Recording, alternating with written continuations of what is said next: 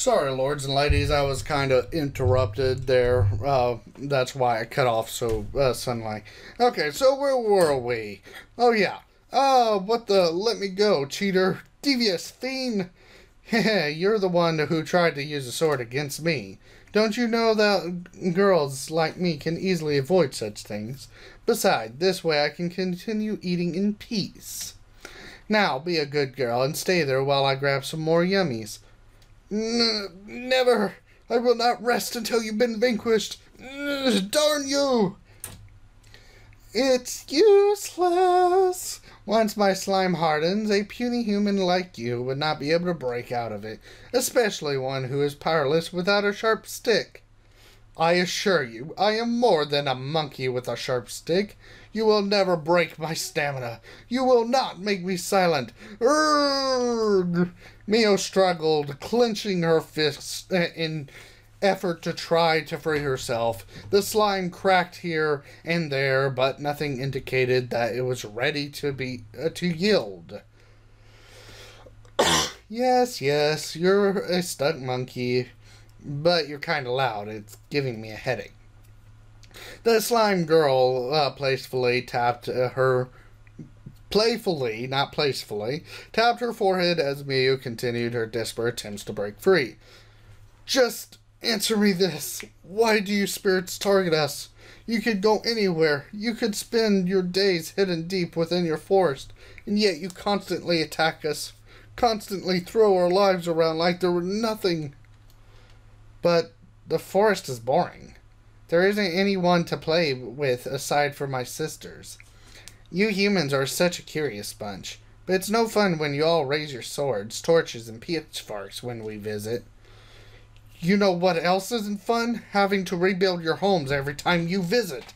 We do not want our lives ruined every time you feel bored and wished to play. We're not toys, you monster. We're humans, proud and wise, strong beings with souls and minds. We will not stand idly as you terrorize our people. I'm not too sure about the pride and strength. You do realize that if it wasn't for my slime, you'd be giving the villagers a show they wouldn't soon forget, don't you? That's not, you're the one who, my clothes are, that's not important right now. If it wasn't for this queue, I would still have my clothes on. Fiend, monster, bratty little thing. Oh, so you want me to remove the slime. I guess you're the kind of annoying with your nagging and all. Maybe I need to punish you a little bit. The slime girl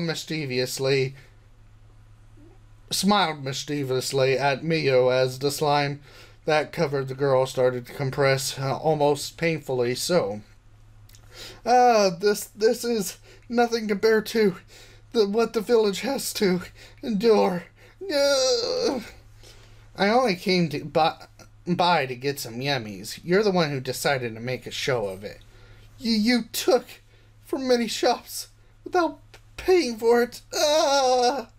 Actually, maybe I should wrap you up in a cocoon and drag you back to my home. Then I wouldn't have to visit the village to play with someone. If that's what it takes, I would do anything to protect the village and the people in it. If you promise me you'll never return to the village, then you aren't exactly in any position to make demands. Stop! You can't go in there! There they are! Miko-chan, use your magic! Right!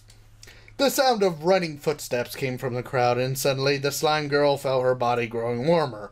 A small flame sparked, seemingly floating around her body, causing her body to slowly melt.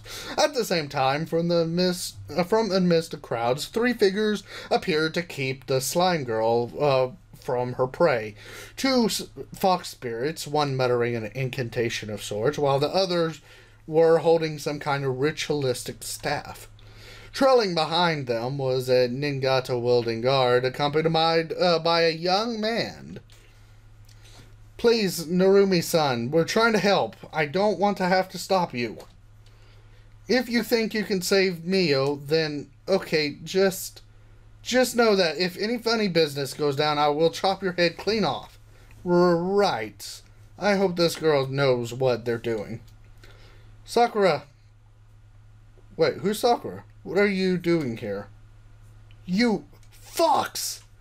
While the slime girl was being distracted by the fox spirits, I ran over to Miu's side, using all my strength to pull the slime that covered her. However, all I seemed to manage was a slight tear. Freeing the girl was clearly going to take a while.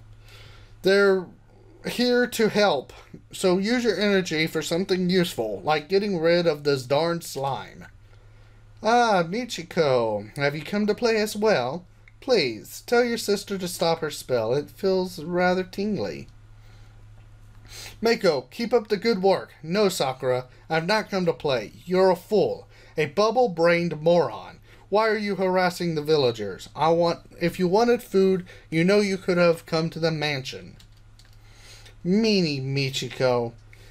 You can't tell me what to do. Not to mention, the food from the village is tastier than the fruit at your place. Besides, I just want to play with them a bit. But then they started screaming, and this little monkey girl with her sharp stick tried to scare me away. I will not stand for these insults. Just you wait until I'm free. Oni-sama, the spell's almost done. If I keep going on, it might... Just a little more, little one. Sakura, I do not wish for this to end this way.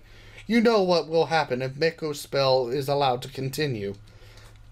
You might get stuck in the midget form for a long time, and I'm certain you do not want that. Leave this village, please. Ugh.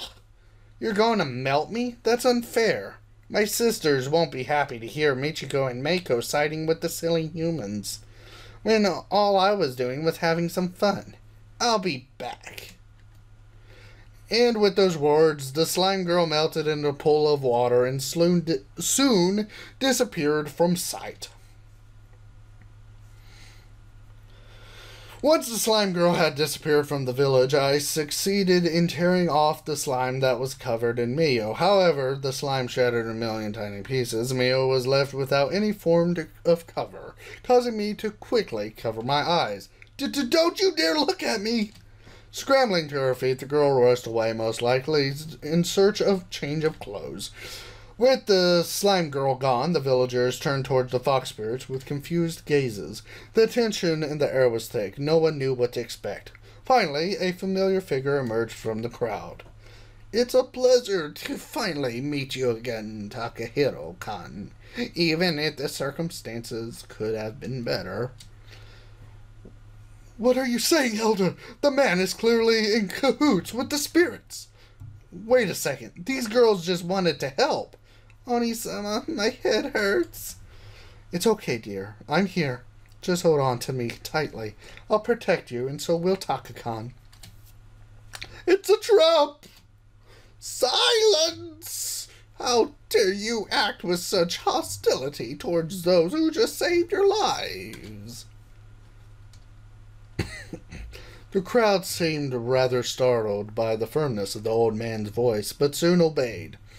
Some of them feeling rather ashamed all of a sudden. It is clear that you and your companions did not come here with ill intentions, Takahiro-kan. I must ask your forgiveness for the people, for their nervousness and hostility. As you most likely noticed, contact between spirits and humans have been rather problematic at best. I understand their concern, but will you at least hear me out? Very well. If that is what you desire, then it will be at least what we can do for those who have helped save the village upon this day. However, let us wait for the chief to return. I believe it will be important for her to hear what you have to say. I'll go find Oji-sama. Feeling grateful that the elder had granted me the choice to carry out my plan, we waited for Mio to return. Thankfully, the elder brought us somewhere private, where Michiko could tend to Mako without the villagers looking on in contempt. Alright, lords and ladies, that's going to be the end of this episode. I can't really tell you whether it was a short or long episode, mainly because I was like, interrupted. But if you guys enjoyed this episode, please leave a big fat like. If you haven't subscribed, comment, and come subscribe. I will catch you, lords and ladies, next episode. Bye-bye now, and enjoy.